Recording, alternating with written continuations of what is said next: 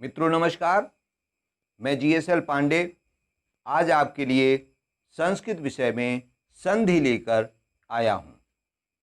Chapter का नाम है संधि। चलिए देखते हैं तो संधि किसे कहते हैं। पहला प्रश्न है संधि किसे कहते हैं। तो देखिए संस्कृत में संधि के विषय में बताया गया है कि वर्णानाम परस्परम विकृतिमिति संधानाम संधि, अर्थात वर्णों का आपस में विकार रहित मिलना संधि कहलाता है। विकृति का मतलब है वर्ण परिवर्तन।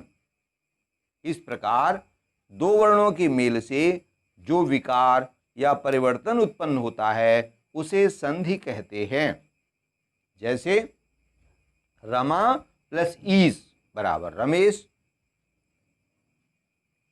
और अन्य उदाहरण भी इसी प्रकार लिए जा सकते हैं। दूसरा प्रश्न है संधि विच्छेद किसे कहते हैं। तो इसका अर्थ है संधि युक्त वर्णों को अलग अलग करना ही संधि विच्छेद है। फिर से समझ लें कि संधि युक्त वर्णों को अलग अलग करना ही संधि विच्छेद होता है। जैसे गणेश शब्द है तो उसको अलग अलग करना है तो हो जाएगा इसका गण प्लस ईस।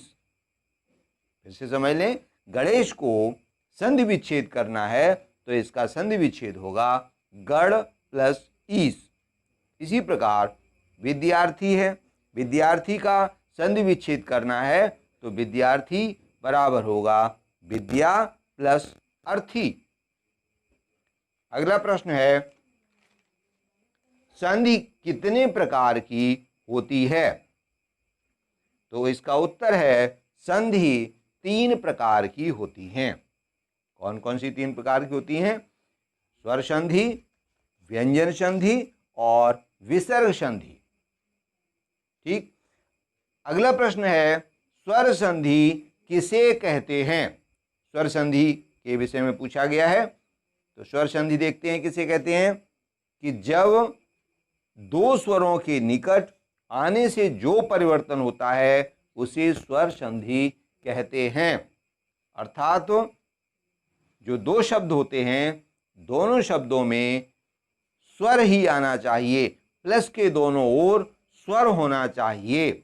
पहला शब्द का अंत और दूसरे शब्द का प्रारंभ स्वर से होना चाहिए और फिर उनमें जो विकार होता है उसे संधि कहते हैं। संक्षेप में स्वर के स्थान पर होने वाले आदेश को ही स्वर संधि कहेंगे। जैसे इति प्लस अलम, यहां पर देखें कि प्लस से पहले ता में छोटी की मात्रा है तो ये ई माना जाएगा, और प्लस के बाद अलम शब्द है, अलम में पहला शब्द पहला वर्ण आ है तो ई और आ ये दोनों यहां पर मेल कर रहे हैं। अतः स्वर संधि का उदाहरण है इति प्लस अलम इत्यलम। इसी प्रकार कवि प्लस इंद्र बराबर कवींद्र, यहां पर दोनों प्लस के दोनों ओर छोटी ई है। अगला उदाहरण है नर प्लस ईस बराबर नरेश, तब प्लस एव बराबर तवैव, और पो प्लस इत्रम बराबर पवित्रम। इस प्रकार स्वर संधि होती है।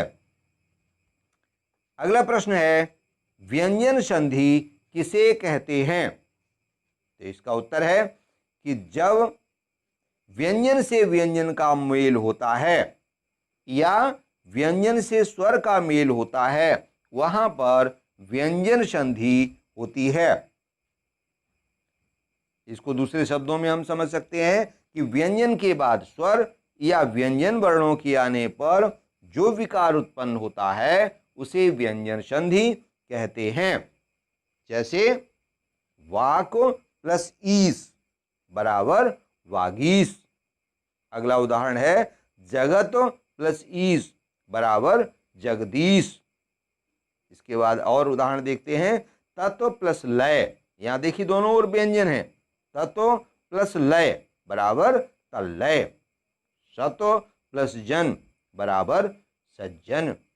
इस प्रकार से व्यंजन संधि के और उदाहरण भी आप देख सकते हैं। अगला प्रश्न है विसर्ग संधि किसे कहते हैं? तो ध्यान दीजिए कि इसमें विसर्ग के बाद स्वर होगा या विसर्ग के बाद व्यंजन होगा, दोनों ही स्थितियों में विसर्ग संधि ही होगी।